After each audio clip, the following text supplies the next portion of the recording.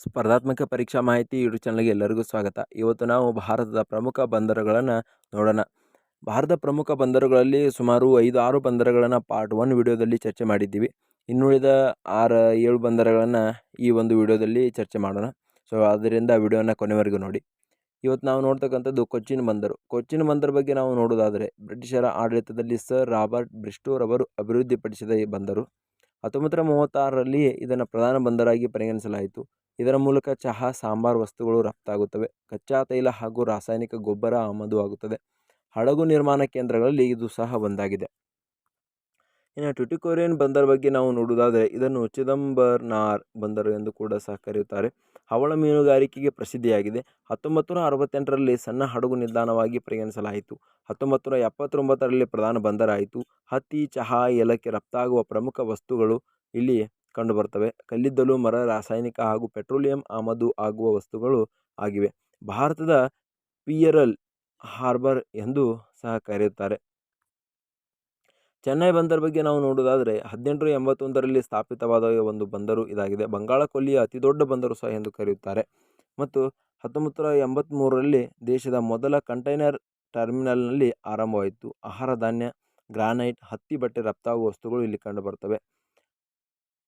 Petroleum, ರಾಸಾಯನಿಕ ವಸ್ತುಗಳು, ಔಷಧಗಳು ಆಮದು ಆಗುವ ವಸ್ತುಗಳು ಇಲ್ಲಿ ಕಂಡುಬರ್ತವೆ.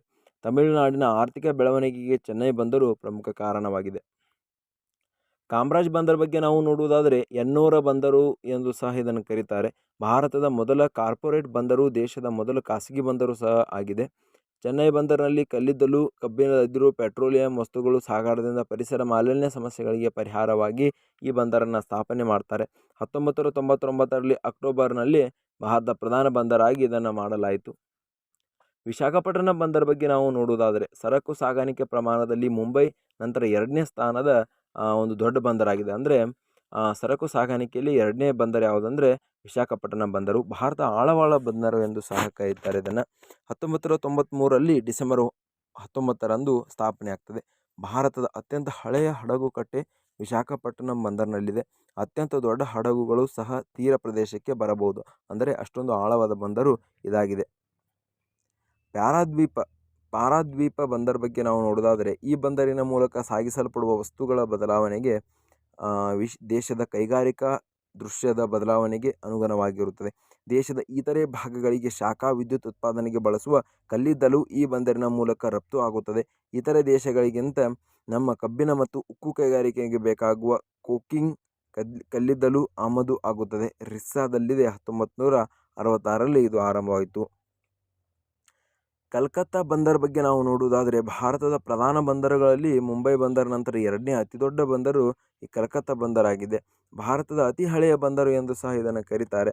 ಇದನ್ನು ಶ್ಯಾಮ್ ಪ್ರಸಾದ್ ಮುಖರ್ಜಿ ಬಂದರು ಸಹ ಎಂದು ಕರೆಯುತ್ತಾರೆ. ಡೈಮಂಡ್ ಹಾರ್ಬರ್ ಬಂದರು ಎಂದು ಸಹ ಕರೀತಾರೆ. ಈ ಬಂದರಿನ ಮೂಲಕ ರಫ್ತಾಗುವ ಪ್ರಮುಖ ವಸ್ತುಗಳನ್ನು ನಾವು ನೋಡುವುದಾದರೆ, ಸೆಣಬು, ಸೆಣಬಿನ ವಸ್ತುಗಳು ರಫ್ತಾಗುತ್ತವೆ. ಭಾರತ ಏಕೈಕ ನದಿ ಬಂದರು ಯಾವುದಂದರೆ ಈ ಕಲ್ಕತ್ತಾ ಬಂದರು. ಇದು ಹುಗ್ಲಿ ನದಿಯ ದಡದಲ್ಲಿದೆ. ಪೋರ್ಟ್ ಬ್ಲೇರ್ ಬಂದರ ಬಗ್ಗೆ ನಾವು ನೋಡುವುದಾದರೆ, 2010ರಲ್ಲಿ ಭಾರತದ 13ನೇ ಪ್ರಧಾನ ಬಂದರಾಗಿ ಸೇರ್ಪಡೆಯಾಯಿತು. 2 ಅಂತಾರಾಷ್ಟ್ರೀಯ ಹಡಗು ಮಾರ್ಗ ಹತ್ತಿರದಲ್ಲಿದೆ. ಸೌದಿ ಅರೇಬಿಯಾ, ಸಿಂಗಪುರ್ ಮತ್ತು USA ಸಿಂಗಪುರ್ ಸೌತ್ ಅಂಡಮಾನ್ ಜಿಲ್ಲೆಯಲ್ಲಿ ಇದು ಸ್ಥಿತವಾಗಿದೆ. ಇದು ಭಾರತ ಪ್ರಮುಖ 13 ಬಂದರುಗಳ ಚರ್ಚೆಯಾಗಿತ್ತು. ಪಾರ್ಟ್ 1ನಲ್ಲಿ 5 ಬಂದರುಗಳ ಬಗ್ಗೆ ಚರ್ಚೆ ಮಾಡಿದ್ದೀವಿ. ಇಲ್ಲಿ 7 ಬಂದರುಗಳ ಬಗ್ಗೆ ಚರ್ಚೆ ಮಾಡಿದ್ದೀವಿ. ಒಟ್ಟು 13 ಬಂದರುಗಳ ಬಗ್ಗೆ ಚರ್ಚೆ ಮಾಡಿದ್ದೀವಿ. ಸೊ ಇದು ಎಲ್ಲ ಸ್ಪರ್ಧಾತ್ಮಕ ಪರೀಕ್ಷೆಗಳಿಗೆ ಉಪಯುಕ್ತವಾದ ಮಾಹಿತಿಯಾಗಿದೆ.